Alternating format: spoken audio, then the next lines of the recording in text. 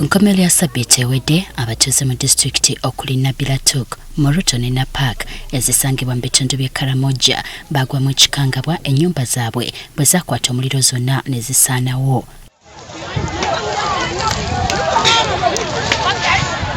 Ennyumba zino ezisukka mu 2 kigambibwa nti okujja kyava ku bavubuka abaali bayigga emmese abaayokya ensiko mwezaali zeekweese olwo ne gusaasaanira amayumba gonna engeri gye gaba nti gaba ga ssubi. Tukitegedde nti emmese emu mu kitundu kino eba ya nusu 100. Abatuuze bagamba nti ng'oggyeko ennyumba zaabwe okusaanawo ennimiro zonna zajja nga n'ekyokulya kibeekubya mpi. Others lost food, clothes, all the things which were inside the houses. Bano tutegedde nti ne ssente za PDM ze baali baakafuna nazo zajjira mu muliro guno kati nga tebamanyi kyakuzzaako. So granaries and monies were burnt. 7 members have lost PDM money.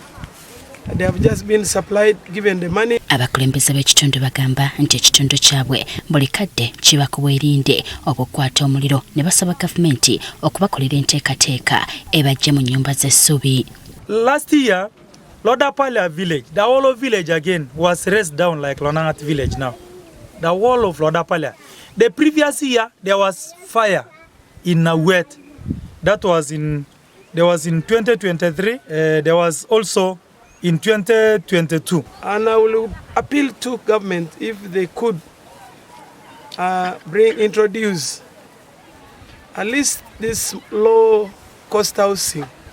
If the people can be given some iron sheets and they build houses so that they live staying in these grass-thatched houses. Kati okunaazaako bannamaziga ekitongole ki Red Cross nga kiyambibwako ofiisi ya Ssaabaminisita badduukiridde abantu bano n'ebintu ebikozesebwa mu bulamu obwa bulijjo. So tubakubiriza okozesa ebintu etubawadde okubeera nga beddaabulula ate tukubiriza n'abazira kisa abali eyo bonna abayinza okubeera nga balina akatono kwenza okubeera nga bagabana n'abantu bano nabo bongera okubeera nga babadduukirira okubeera nga babayamba. Tubawadde ebintu omuli amasepiki, amatundubaali, obutimba bw'ensiri, ebidomola, amasowaani, ebikopo wamu n'ebirala nga tukkiriza nti bino byankizo mu bulamu obwa bulijjo. John Cliff Wamala amyuka omwogezi w'ekitongole kino atubulidde nti essira basinze kulissa ku bantu ab'enkizo ng'abakadde. Essira twalitaddeko abo abasinga okubeera n'obwetaavu.